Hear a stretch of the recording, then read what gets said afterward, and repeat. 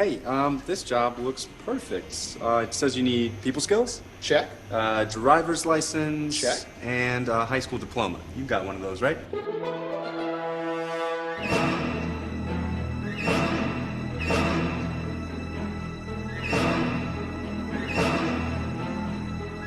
Skip the drama. Get your diploma. I got that. You are good to go. Take that first step towards a better future. Find free adult education classes at finishyourdiploma.org.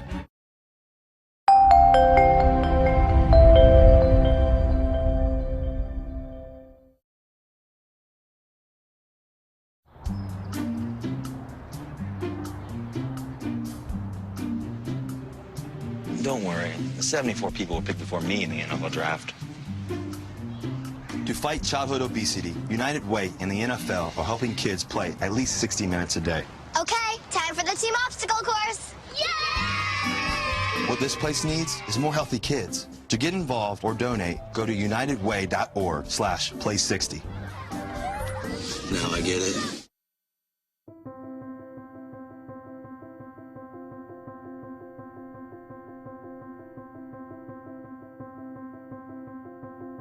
I am from Columbus, Georgia. I am the son of a retired educator. My mother taught English for 35 years, and my father is also a retired executive, worked for a food services company. But what's interesting about his background and experience is that he was also a member of the Muskogee County School Board. And so this notion of being a public educator has kind of been instilled in me from an early age. I was always a decent student, but I think I was a better athlete than I was student. But I learned early on that if I wanted to pursue my interest as a college athlete, that I needed to make certain that I took care of business in the classroom. I went on to Morehouse College, ironically, on a football scholarship. Had a fairly successful career.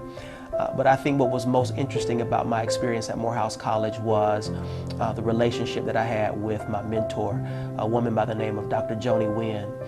She came to me early on and asked me what it was that I wanted to do as a career. And I really didn't know. I just knew that I liked to read and write, and so the logical landing point for me was as an English major. But she said, "What career do you want to pursue?" And I said, "Well, my mother is an English teacher." She said, "Well, that's what you're going to do. You're going to be an educator." Dr. Wynn was the executive director of a program called the Benjamin E. Mays Teacher Scholars Program. And it was really a program that was intended to augment the normal course of study for students who were interested in advanced careers in education. And so my job as a member of this program was to partner with Atlanta Public Schools to seed mentoring programs in area schools. And so I learned through that experience the power of mentorship, the power of connection between schools and communities. And so it has really informed my perspective as an educator. And I think a lot of what I've learned has really contributed to my development as a professional now. As a part of this scholars program, I was working in schools throughout the area. I was working with young people, I was working with administrators, I was working with teachers, and I didn't really realize at that time that this was going to be my life's work. It was just work that I thought that was a requirement for my program, but it really kind of got into you a little bit. I think this work kind of gets into your spirit quite a bit. I went on to graduate school, to Brown University, and earned my teaching credentials. I did my student teaching experience up there. And then I really realized at that point that this was going to be something that I was going to commit my life to. So I've been a career educator from day one.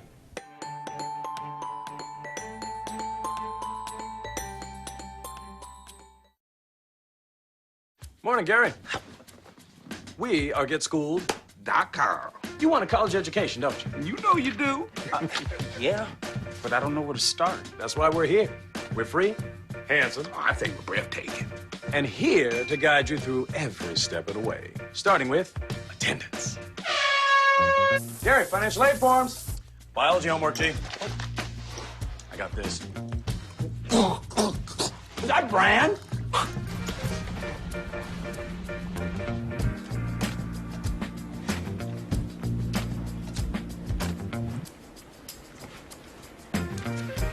Colleges love extracurricular activities. Chess really isn't my thing. I got this. Doesn't matter. Go ahead. Picking a college, man. You and us go together like tacos and Tuesday. And I love tacos. Fire and ice. Those don't really go together. Go to getschool.com for more info.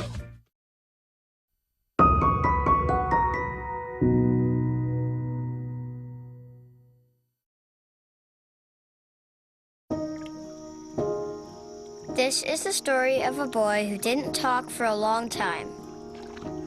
The boy liked things to always be the same. Any changes would scare and upset him. The unknown was an unfriendly place. The boy was very sensitive to lights and sounds. So he built secret hiding places where they couldn't get in. The boy didn't like looking people in the eye. He wasn't trying to be mean, it just made him feel uncomfortable. Sometimes he would flap his arms again and again. One day, I found out I have something called autism. My family got me help. Slowly, I found my voice and learned all the ways I could live with it better. Early intervention can make a lifetime of difference. Learn the signs at autismspeaks.org.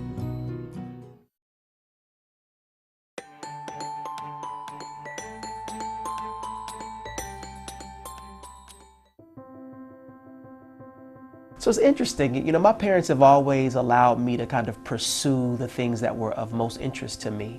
I think my mom really thought that that this was the right landing point for me. I think my father was a little bit more skeptical. I just didn't think that I don't think he was convinced that I would stick it out. And so when I went to law school some years ago, I thought that he was probably convinced that I was going to move in a different direction. But what's interesting, I went to law school because I was interested in education policy. Had a wonderful experience as an intern when I was in law school, interning for Congressman John Lewis, doing education policy research. I was doing some really interesting policy research at the time because there was some legislation coming down the pipe called No Child Left Behind. And so my teaching experience was kind of coupled with this policy experience that I was having, and then also I was in law school learning quite a bit about law and policy as well. So I think all of those things, having come together, have really contributed to my growth and development as a professional. I was a high school English teacher. I taught all grades. I taught 9th, 10th, 11th, and 12th grade. I think my most memorable moment as a teacher was day one, right? Walking into a classroom full of 30 young people and having this feeling of vulnerability and inadequacy. What is it that I can possibly teach these young people? And I think the irony of that experience is that I ended up learning more from them than I'm sure that they learned from me. First of all, I was the only male in the largest department in the school. So I had a lot of people that were kind of put their arms around me to support me in this new position. But I walk into this classroom, it's 30 young people. Some of them, seemed like they were curious or interested, and others not so much. I was teaching British literature to a group of seniors, and so, we talked about how we were going to go through, some of the romanticists, and we were going to learn some new and interesting things. And I quickly learned, based on their response, that I needed to be as creative as possible to be able to effectively engage them. And so, that year was really a learning experience for me more than anything else. When I think back on my teaching experience, it really allows me now as a leader to have much more empathy for the teachers that work under my charge as well. So my first leadership position was in New Orleans, Louisiana, post-Katrina, a few years after that storm devastated that city. I was working in the 7th Ward, just in the shadows of the French Quarter, at one of the most challenging schools in the city of New Orleans. And very much like my first year teaching, I felt incredibly vulnerable and woefully inadequate. And what you really realize is that it's just relationships that help kind of pull you through. And so my work as a first-year assistant principal was really to just work and develop relationships with my teachers, to work and develop relationships with my students, to be clear about what it was that they needed so that I could effectively respond to those needs. So I left New Orleans to be a part of, kind of the burgeoning education reform movement that was happening here in Atlanta. Did startup operations for a startup charter school here in Fulton County. And then I went to Wesley International Academy in Atlanta Public Schools and led that school as executive director for 3 years. What was interesting, I think, about my experience at Wesley was that as much as kind of people think about the traditional function and role of a school leader, I was much more of a nonprofit organizational leader. So I learned so much more about budget. I learned so much more about organizational management. I learned so much more about external relationships. All of the experiences that I've had as a school leader have really just helped develop me into a more well-rounded professional. I think it's about being clear about why you want to do this work. I think for some, people talk about this is the civil rights movement of our time. I think others just want to make a meaningful contribution to their communities. I think others just want to help shape the lives of young people. Whatever your reason for moving into the work of public education or being in this space, I think you need to be crystal clear about it, because the difficulty of it will make you question why you've done it. I think for me, it's always been about making a contribution to the lives of the young people. I wouldn't be where I am today had it not been for people who have poured into me and who have encouraged me and supported me. And I just feel like my moral duty is to do the same for others.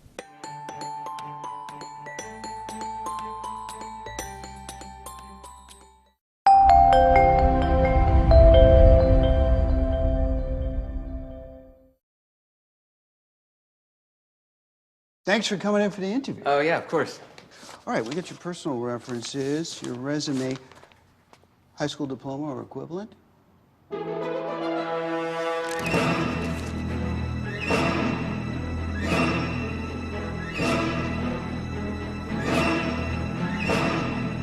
Skip the drama. Get your diploma. Yes, it's right there. Great. Take that first step towards a better future. Find free adult education classes at finishyourdiploma.org. What this place needs is better graduation rates. What this place needs is less childhood obesity. What this place needs is free help with taxes. What this place needs is healthy breakfast. What this place needs is fitness programs for kids. What this place needs is early readers. What this place needs is mentors for teens. What this place needs is people to join us. What this place needs is you. To donate or volunteer, go to unitedway.org.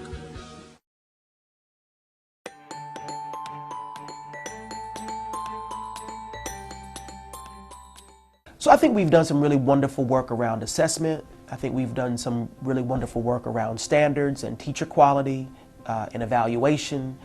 But if we are not really continuing to innovate and to create schools that really can prepare students for a world that will look very different than the one that they live in now, I think we will lose some of the progress that we've made. The truth of the matter is that the world that our students will inhabit in the future looks very different than the one that they're living in now. And so schools have to be visionary and be creative and inventive enough to offer courses, to offer learning experiences that allow them to be, or that position our young people to be successful in the future. We know that we're losing a significant percentage of our new teachers within the first 3 years of service. That's a trend that has to stop. We've got to be able to stem the tide of this massive reduction in force that we're experiencing in our public schools. And so as a result, we've got to be able to attract people and retain people within the profession as well. I don't think it's merely a matter of compensation. If you talk to teachers, what they'll tell you is that they want to be supported, they want to be developed, they want to be treated as professionals. And I think that's a charge that we have to be responsive to as school leaders, as school districts, and as people who are in positions to make decisions. You know, my entire orientation as a professional is to run to the most challenging circumstances, some of the most challenging schools, because I think that there is always something that can be uncovered with the right leadership and the right vision. And I've been grateful and appreciative of Fulton County Schools in particular for giving me the opportunity to lead Banneker High School. We have our challenges, like many other schools. I think what you find is that everything that is present within the communities that our students come from is present within the schools. And so what we have to do is create structures and opportunities for our students to be successful, notwithstanding those challenges. What people call me is a crossover leader. It's flattering to me actually to have had experience in the charter world and also in the traditional district world. The truth of the matter is that whether you come from charter or traditional district, the students within those schools are the same and the needs that they have are very much the same. And every school, whether it be it charter or traditional, needs good leadership and sound leadership. And so I thought that it was, although, kind of the work has fundamentally been different, it's kind of been the same at the same time. I think Banneker was in a place that needed some organizational stability. It needed some leadership stability. It needed some new energy. And I think that was a conversation that I had with representatives from Fulton County Schools. I think Fulton County Schools is also probably one of the most progressive school districts within the metropolitan Atlanta area. And I wanted to be a part of that. And I thought there were some really interesting things happening that could position the school for success, and I wanted to make a meaningful contribution.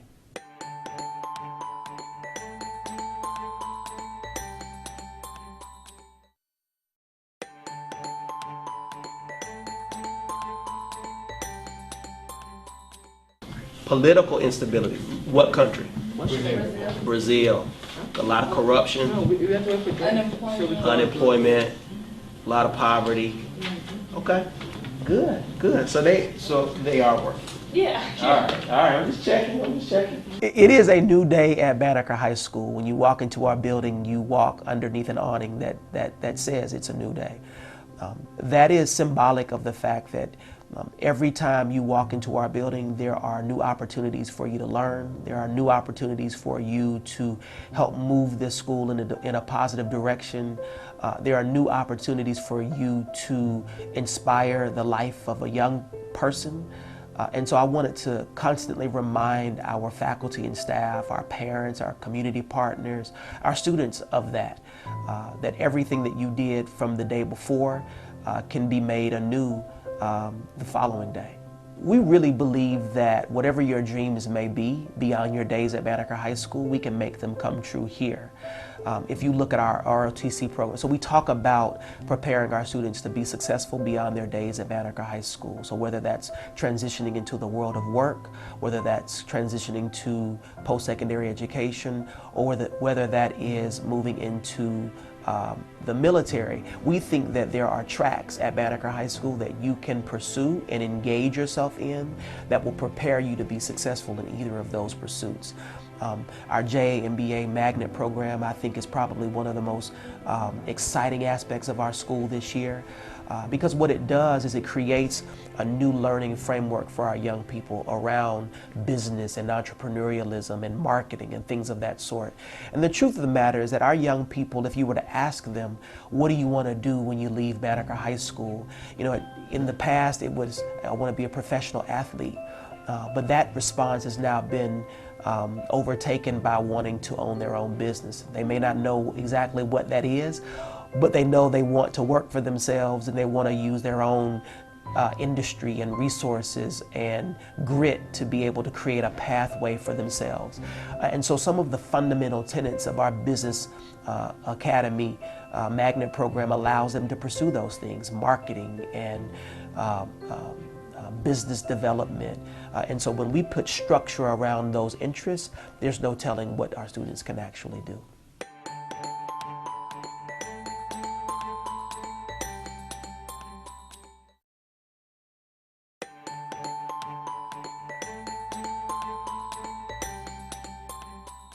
all of the mentors that I've had in this work have said that it's critically important that you maintain the status of a public intellectual.